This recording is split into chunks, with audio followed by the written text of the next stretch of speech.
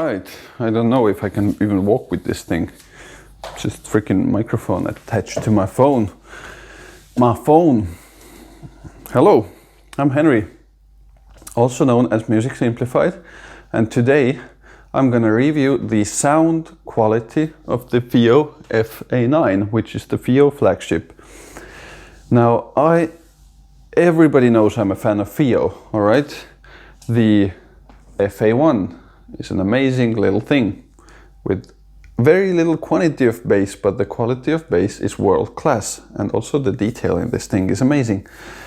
Then I got the FiiO FH5, which is, in my opinion, a tiny bit bassy, but like a super artsy sounding, beautiful, detailed headphone in your monitor. It's great, you know, for $250, it beats any other thing out there. Then there's the FiiO FH7, which is a whole another world of amazing with even more detail and purity and clarity. So then I got the FiiO FA9, which is their current flagship. And I'm gonna have to say this is a do not buy review.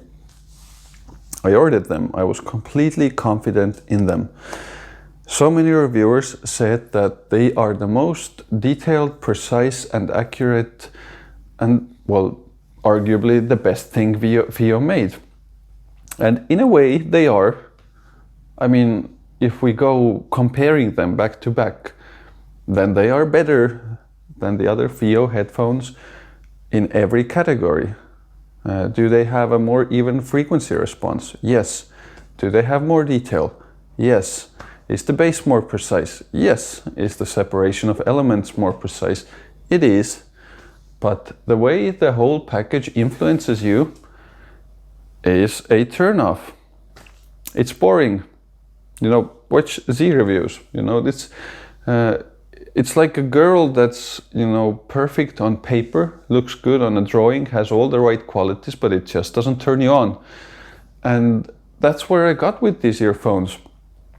You know, if I look at it one by one, they had every single one of the great qualities that you would expect from an earphone, especially if you don't have more expensive stuff to compare to, which luckily I had. If I only bought these, I probably would have stuck with them and I would have been quite happy, I guess. But since I usually use more expensive gear, these were just something I bought to go running and to go to the gym. But you know, I know they were just a hobby thing. They were one of many for me, but I couldn't have them, you know. So let's just go step by step. First, they have an extremely even frequency response, which is a good thing on paper, but like listening to them, it just didn't impress me.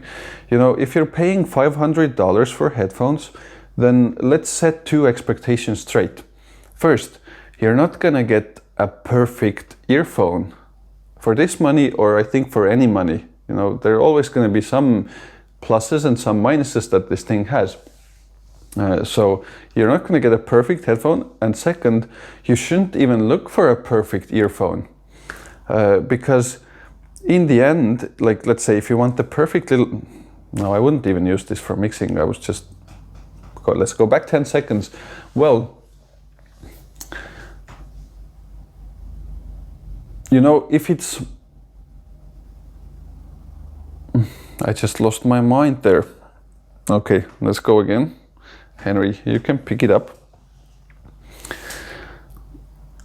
You know, if it's perfect like that on paper, it's not going to create an emotion. And if you're paying $500 for something, or $1,000, whatever it is, it's a lot of money. You expect to be delivered with a certain kind of emotion. You know, you want this to surprise you. You want this to create the vibe where you want to listen to music. It makes you dream that this earphone is gonna make you want to explore, to discover new horizons and to learn something new about the tracks that you're used to. That's what you want to have if you're paying high-end money. And this one just doesn't cut it in any of these categories. it was boring to listen to, and it never created the kind of vibe that, you know, you want to bounce your foot or dance or just, you know, it just was nothing. It was just mental, the experience, you know, it was there. You were like, okay, yeah, that's a trombone. Okay, yeah, the frequency spectrum is very even. Okay, here comes the bass, dum dum. But it never touched on an emotional level. And just, you know, just my 2 cents here.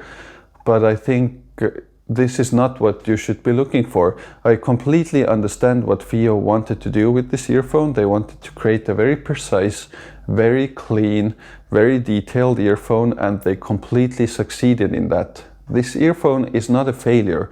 It's just absolutely not for me. And looking at many of the reviews, then, you know, quite a few people said the same thing. So consider this. Like, it could be sort of on a border of being a clinical tool for you that you use for work, which I would argue as well, and we'll get to that in a second. But for listening and enjoying music, it's not a success, you know, it's missing that 5% that you can't explain, but it is definitely missing it. So I sent this back, and, you know, it was a disappointment for me because I was very sure in what FiiO is doing, and still I'm a huge fan of anything that FiiO does. If the new model comes out, I will definitely try it. Maybe I will buy it. But now I've mentioned the word detail so many times, right? Everybody says this is the most detailed thing FiiO makes. This is the most precise thing FiiO makes. And again, on paper, it is true. But now here I have some props. Here is my Odyssey LCD 2C, the closed version. Nobody considers this thing like a detailed earphone, right, or a headphone. They consider it warm, bassy. Many pros don't like the Odyssey house sound, which I love. They have way more detail than these extremely detailed FiiOs. Like, sure, like the primary attack of a cymbal might be sharper on a FiiO. Like, there might be some more high frequency information there, especially during the attack phase of the sound. But this one, you know, in FiiO, it's just going to be a cymbal and a cymbal.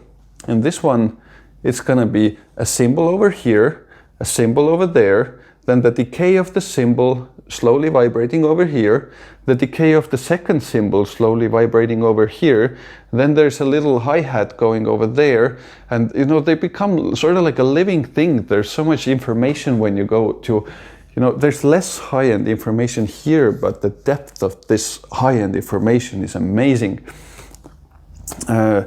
Every single little hit and like a little detail just has a world of its own. And with the FiiO FA9, you have more information, but it's so much, the separation of this information is so much worse that the experience that you get from this less information is going to be 10 times better. So I wasn't even happy with the high frequency performance of FiiO. Now there's another example of earphones that are considered to have a very dark characteristic. These are my new favorites, the Kyocera Nana 2.0, which I just ordered and fell in love with instantly. I mean, these are, again, not perfect earphones, but for me they are amazing. So these considered to be very dark, and in the reviews they say the treble isn't for everyone, it's lacking some information. But again, if I go to the super detailed FiiO here, I put it on one ear, let's say. I wouldn't do that, I guess, but then again, it would be good to try. So I put the FiiO on this side and the Nana on this side and compare them back to back. Then the Nana will sound dimmed, sure, but the detail within the detail, or the micro detail that the Nana would offer, is 10 times better than the FiiO. The FiiO will sound brighter. It will sound like there's more information, but the Nana will do a better job of giving you a story within that improvisation, a story within that information. There we go. So for me, the FiiO lacked a musical story, they lacked a sense of emotion, and they were not able to create a response in me. And if you're paying $500 for an earphone, then my hope is that you go with something that will excite you. I'm sorry to say this, but the FiiO did not. But still FiiO, otherwise you're doing an amazing job. All right, have a good day.